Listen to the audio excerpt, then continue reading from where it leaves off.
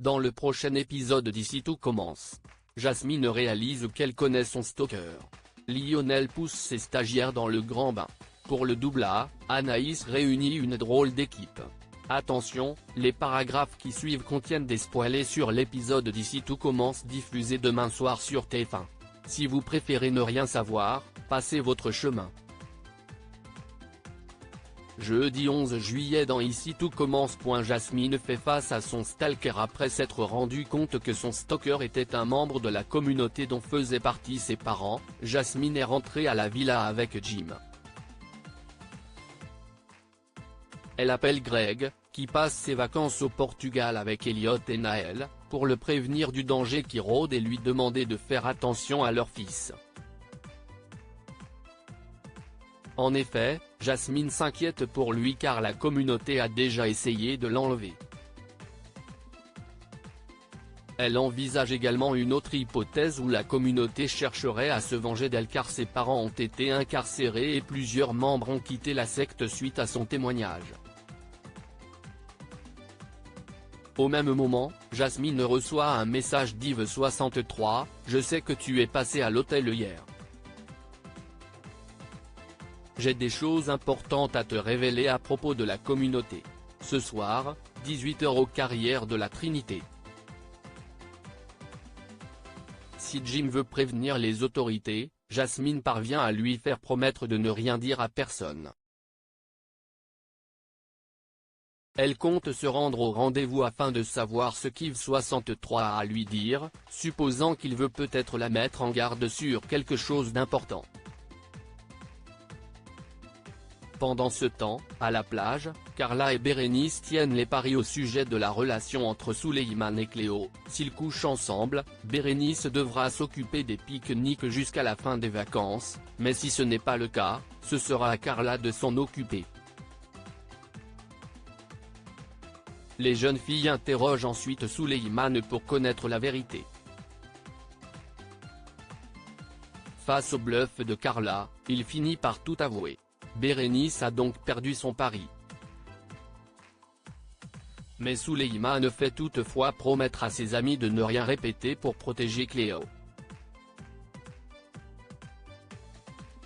En rentrant à la villa, Carla et Bérénice surprennent Jasmine et Jim se disputer au sujet du rendez-vous qu'Yves63 lui a donné aux Carrières de la Trinité. Prise en flagrant délit, Jasmine prétend toutefois que tout va bien. De leur côté, Rose et Paul envisagent d'aller dîner en amoureux au restaurant. Pendant qu'ils s'occupent de la réservation, Rose rejoint Constance sur les transats. Elle discute de la tenue que Rose compte porter pour son rencard avant d'être interrompue par Carla et Bérénice. Inquiète pour Jasmine, ces dernières les mettent dans la confidence. Rose en informe aussitôt Paul. Ils prennent alors la voiture ensemble pour se rendre aux Carrières de la Trinité. Sur place, Jasmine attend son stalker. Incapable de la laisser seule, Jim finit par la rejoindre. Enfin, le stalker de Jasmine arrive en voiture. Elle le reconnaît rapidement, il s'agit de Fabien Chevel, habillé en tenue de camouflage. Il lui explique qu'il a quitté la communauté depuis 1 an et qu'il était heureux de constater que Jasmine était également épanouie depuis qu'elle en était partie. Il lui fait ensuite promettre de garder pour elle ce qu'il compte lui révéler au sujet de Louise. Mais il déguerpit dès que la voiture de Paul débarque. Sortie du véhicule, Rose se précipite vers Jasmine pour s'assurer qu'elle va bien. La jeune fille lui fait croire qu'elle n'avait jamais vu son interlocuteur auparavant. Lionel veut rendre sa sœur jalouse dans le parc. Solal retrouve Zoé, Gary et Thelma complètement démotivés suite à leur exercice de la veille où ils se sont tous rendus compte qu'ils n'avaient pas le niveau pour passer le concours de l'Institut. Solal essaye de leur remonter le moral.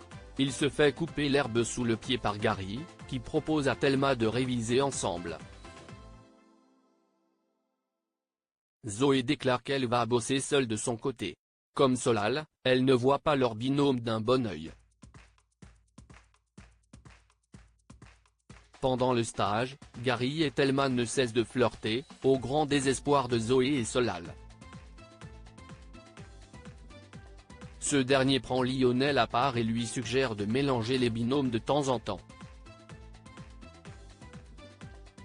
Mais Lionel refuse car il soupçonne Solal de vouloir agir de la sorte uniquement par jalousie. À la fin de la journée de stage, Lionel félicite les participants et leur annonce qu'ils iront déjeuner le lendemain midi au Doubla comme récompense. Il précise néanmoins qu'il s'agit d'un exercice, en effet, ils vont vivre l'expérience qu'ils feront vivre un jour à leurs clients. Tous les participants du stage sont fous de joie. À nouveau, Solal prend Lionel à part, étonné qu'il ait changé le programme du stage à la dernière minute. Plus tard, Solal confirme à Lionel que Stanislas leur a donné le feu vert pour la journée des stagiaires au Doubla, le lendemain. Mais il avoue qu'il aurait été prévenu plus tôt de ce changement. Quand il suggère d'en profiter pour changer les binômes, Lionel déclare avoir déjà pris les devants à ce sujet pour qu'il reste tel quel. En effet, cela arrange Lionel que Gary et Thelma soient ensemble.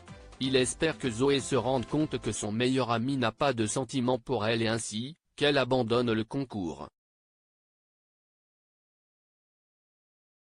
Solal désapprouve totalement la stratégie de Lionel.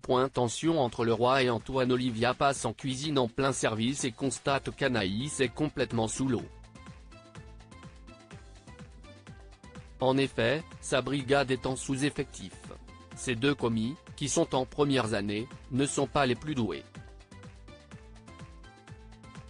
Anaïs a beau essayer de recruter du monde, cela n'a rien donné. Pour remédier à cette situation, Olivia en parle avec le roi et Antoine. Elle remarque bien vite les tensions qui explosent entre les deux hommes au caractère opposé, l'un étant soucieux des règles, l'autre non. Comme ils campent chacun sur leur position, Olivia les recadre pour qu'ils trouvent une solution. Plus tard, le roi se prélasse au soleil à la terrasse du Doubla en compagnie d'Alice.